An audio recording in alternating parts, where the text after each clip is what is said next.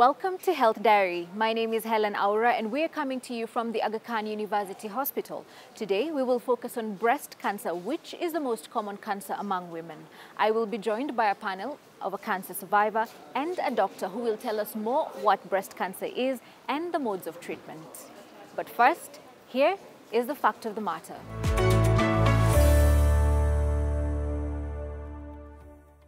Breast cancer is the second cause of cancer deaths among Kenyan women, with the leading cause of cancer deaths being cervical cancer.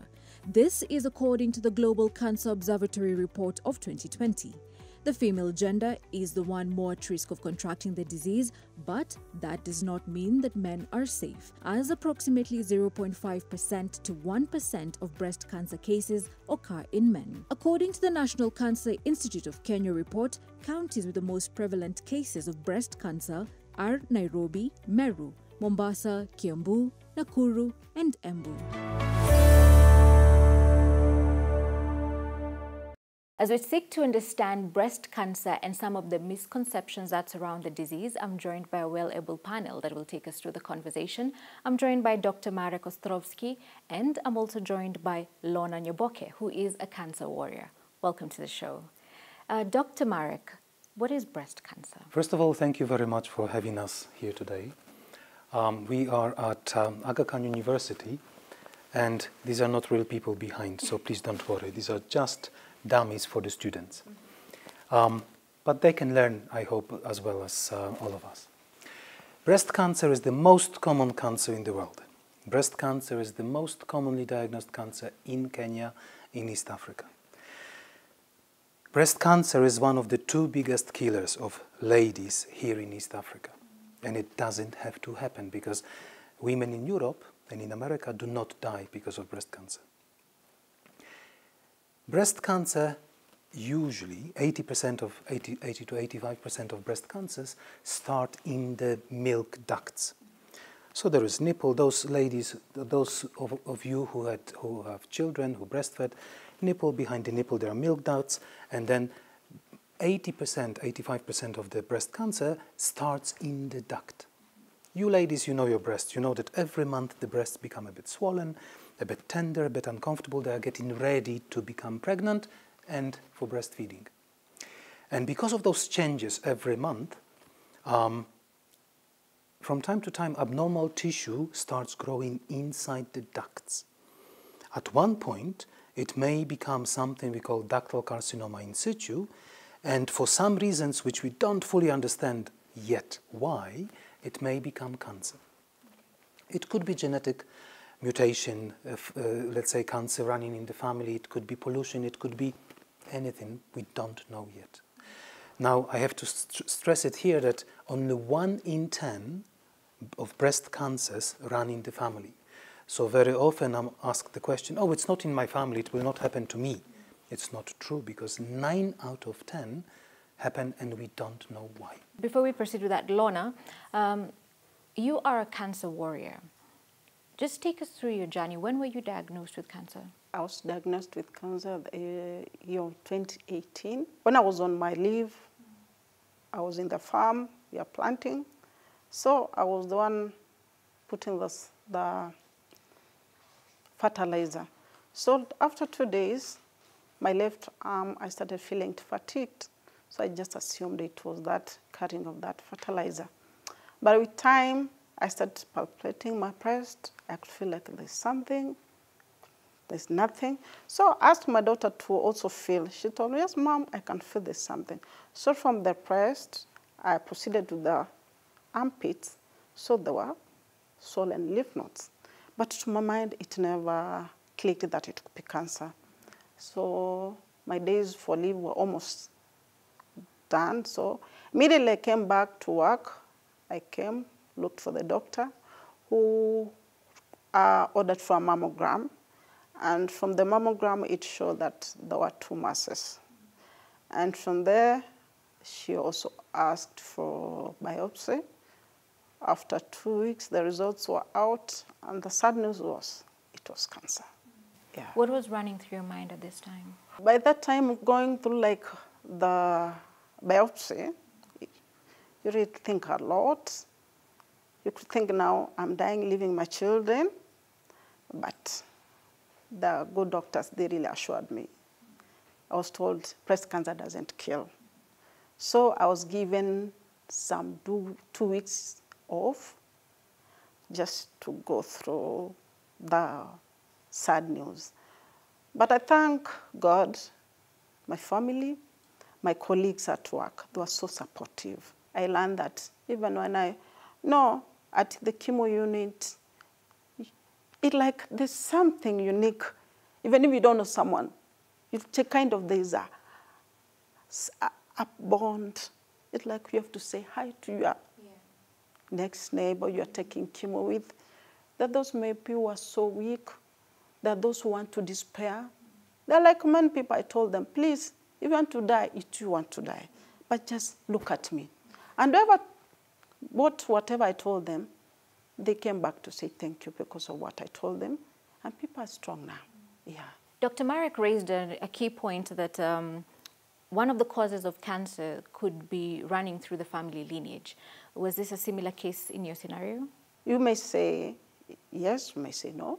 Okay. Because if you say it's like my mom passed on because of the CS cervix, that one is not related to hormonal.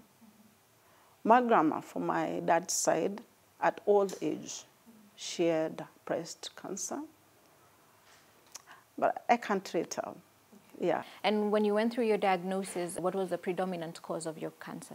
I was told one of the causes could be the type of family methods that we use. And once I was diagnosed, the first thing I was told, what method do you use for your family birth control? And it was the first thing that was removed out. So it could be a contributing factor, the type of family planning method we use. Yeah. Dr. Marek, do you agree on that? You are asking very difficult questions. Breast cancer happens. And in 9 cases out of 10, we do not know why. There is no answer. I cannot give you answer. Yes, we can blame, because 1 out of 10, so let's say the 10-11% runs in the family. This is easy. Then usually it's an obvious pattern. Grandmother, breast cancer, auntie, breast cancer, mother, sister, father, grandfather, because it may happen to men as well. It's breast cancer, it could be ovarian cancer, it could be prostate, it could be pancreatic. So there are a few cancers which could be related to one gene mutation. But 9 out of 10 happens and we don't know why. 80%, 80-90% or 85% of breast cancers feed off estrogen and progesterone. It's the female hormones. Yes. So yes, it could be related to, let's say, the hormonal pill or HRT. Yes, we know that, for example, long term of using hormonal contraceptive pill and HRT may increase the risk of breast cancer. Yes. At the same time, it's not black and white. It's not straightforward. Okay. Is it pollution? Yes. Because let me turn your question slightly around. I did mention that breast cancer here in Kenya is the most commonly diagnosed cancer. Yeah. What I didn't say yet is that here in Kenya and East Africa, 40%, almost half of our breast cancer patients are very young ladies. When I say young ladies, I'm talking about girls in their 30s and early 40s. Now, is it because of the hormones? Maybe. There is no answer, there is no data. Is it because of the pollution? Maybe. Is it because of some other chemicals used in farming? Maybe. There is no data, and I cannot give you the answer because I don't know. Yeah. We don't have enough information. Theoretically, we are what we eat. You know that saying. Yes. So it could be that something in our food, maybe some chemicals, are changing things in our bodies, and that's why one of the reasons is breast cancer. Yeah. All right. There's another point that she managed to raise, and she said she managed to handle the disease first mentally. As a doctor, when most of your patients come in and you are taking them through the steps and the processes, the disease, if you don't first handle it mentally, it may be able to take you down, because people say cancer is a death sentence. So some people tend to think that cancer is a death sentence. Breast cancer is not a death sentence anymore. Lorna, back to you. When you went through the sessions of chemotherapy, how many sessions did you have to undergo, and up until when did the doctors now tell you you are good from here? There are a total of 8, but I used to get, like, as you proceed, it's not the same medication, they keep on changing. So it like there was some medication that Dr. Sidnan, that it was a strong one. Okay. So we opted that every Friday I could do chemo. There were a total of 8 cycles. After the IV, there are times even after the surgery, still it could show that some cancer cells, of which again I was put on some oral chemo, the name Zeloda, that made me dark. Even my palm was black all over. But me, I lived I don't care attitude toward the disease, and that's how I overcame. Yeah. But I never used to think about the disease, or else I could be dead. Yeah. Did your diet also have to change? Yeah, but it also made me develop a big appetite. I was like 24/7. My bag was ever full with food. Okay. Yeah, because I could not stand when I become angry. Yeah. Dr. Marek, from a professional point of view, how does one's diet automatically change once diagnosed with this ailment? Actually, with breast cancer, we tell our patients they don't have to change anything. It's very important that they eat what they like, and there is a so-called balanced diet. There are some types of cancer, for example, colon, which could be related to what you eat. Yes, colon cancer, or let's say gastric cancer or esophageal cancer, not really with breast. What Lorna mentioned is that she said she was always a bit hungry because being on chemotherapy is not only chemotherapy itself, but it's also tablets which deal with the possible side effects of chemotherapy, which make you hungry. And that's why very often when you talk to patients on treatment, they say, oh, I'm gaining weight. Although I don't eat too much, but I'm becoming bigger and bigger. So it's very important to be healthy, it's very important to be active, it's very important to have balanced diet, but it doesn't mean that we have to stop A and introduce B. It's not that suddenly we have to stop eating meat or sugar. Very often people talk about sugar. Or just eating white meat, maybe, let alone red meat. It doesn't matter. Oh. With breast cancer, it doesn't matter. You eat what you like. Yes, of course, what is very important is breast cancer very often can be fed by estrogen, by female hormones. Female hormones, estrogen, is released also by fatty tissue. So being obese, being fat, increases the risk of being diagnosed with breast cancer. Now, is there a direct link between sugar and breast cancer? No. But if I eat too much sugar, I will become too big, too fat, and then I'm at higher risk of developing breast cancer. Lorna, Dr. Marek happened to mention that he also has some patients who have to be constantly on medication to ensure that their health is also in check.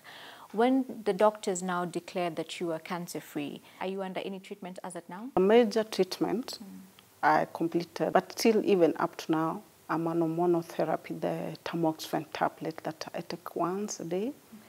And as per the doctor's instructions, I was told I'll take it for 20 years, for 10 years. But the last time I was with my Dr. Manel, she suggests that I'll do tamoxifen for 5 years. Then she'll change to letrozole for another 5 years. And how is this medication reacting to your body? I'm okay. It's only the precaution I was told that I should be careful, that I should be very active. Because or else, if I'm not, I may develop a clot, of which has made me to be more active. Yeah. Okay. Yeah. Let's talk about the elephant in the room, the cost of treatment. For all the sessions that you had to undergo, how much did it cost you, roughly? I can't tell the exact figure, but it was a lot of money. But it reached a point, I never valued money with my health. I could sometimes even Sign for that amount to be deducted from my salary, as long as I get cured. Yeah. Yeah. Were you under any scheme like the NHIF cover? NHIF, yes. At times it chipped in. Yeah, I'm still even on up to now. Also have a staff medical cover. Dr. Marek, when it comes to treatment of cancer, more so in Kenya, it's deemed very expensive. And oftentimes patients tend to want to go and seek treatment even abroad. They say it could be even cheaper there than it is in Kenya, and they could get the results that they so wish to get. There are at least 10 different types of cancer. Yes. We are talking about breast cancer, Yes. and everybody thinks about that one crawly in red something. This particular one, when it comes to costing, it is the cost now for breast cancer. Yes. Yeah. There are at least 10 different types of breast cancer. Yes. And one cancer may need chemotherapy, another doesn't. So let's say one patient with type A needs chemotherapy, another patient doesn't. One patient needs surgery, mastectomy, another doesn't. And many patients actually now don't need mastectomy. They can have breast conserving treatment, which is lumpectomy with radiotherapy. So that's why it's very difficult to give you an exact cost. Everybody's different and every cancer is different. Okay. What I tried talking about a few minutes ago is that we can catch cancer early. We can catch it before it becomes cancer. And at that point, the treatment is just a bit of surgery to remove abnormal tissue. The surgery could be 50,000 shillings in a public hospital. It could be, I don't know, 500,000 in a public hospital. But no, it shouldn't. It actually shouldn't be 500. 500 is for cancer surgery. So if we catch it early, the treatment is not very expensive. Okay. And the screening mammogram, for example, in the month of October, which we just had the day before yesterday finished, the screening mammogram at a good quality, affordable, let's say, organization is 1,500 shillings. And I'm talking about good hospitals, good centers. So it's not very, very expensive. Now, some cancers require chemotherapy, require something we call trastuzumab, and then we are talking about millions of shillings treatment-wise. Okay. Yes? So there is no one answer, everybody's different, and we usually are able to discuss the costs with the patient once we know exactly what type of cancer, what plan of treatment. What is very important here probably to stress is that the treatment should be planned by a team. Oh, I see. Yes, Lorna was talking about the surgeon, Lorna was talking about the oncologist. We sit together, we have something called multidisciplinary team. We together recommend surgery first or maybe chemotherapy first.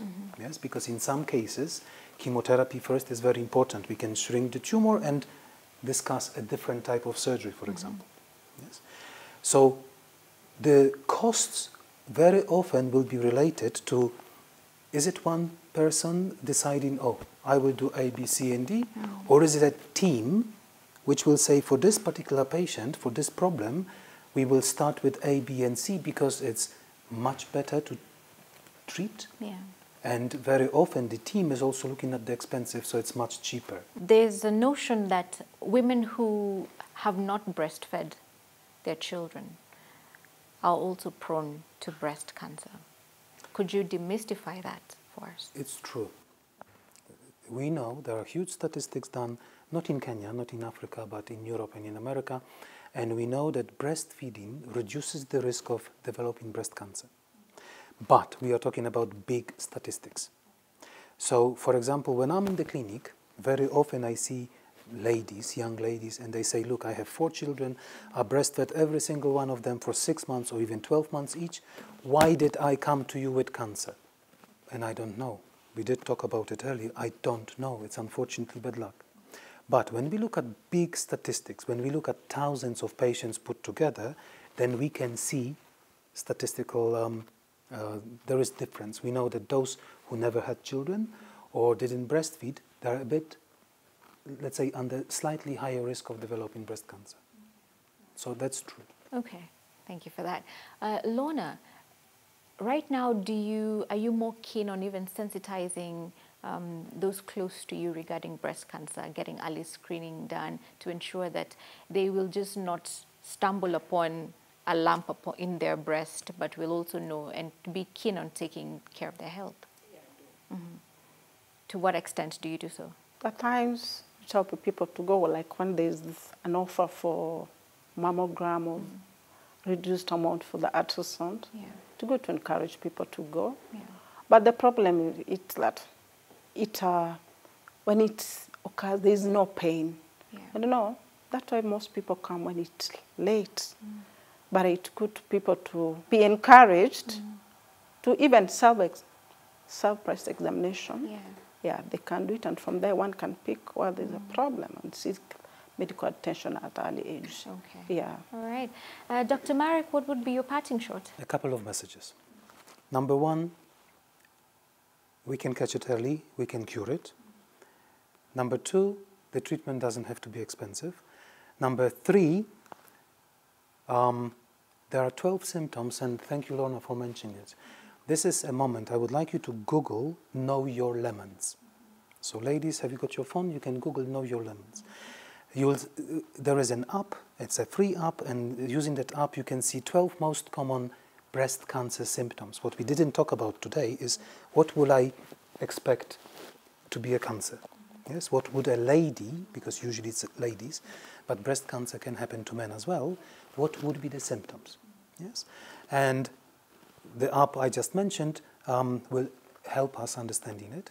Now, number two, the most common problem, so let's say ladies, when you look into the mirror, when you look into you see your breasts, you can see the nipple, you can see the skin. So any change in the shape or size of the breast could mean breast cancer. Any changes in the skin could mean breast cancer.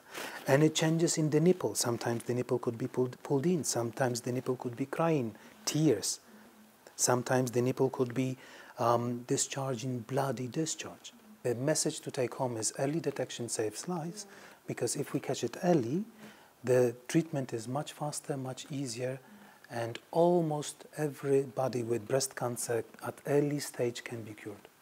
Lorna, what would be your parting shot? Cancer is curable, and once has been cured, it's also good to be honoring your frequent checkups, so that in case of any eventualities, it can be tackled at an age.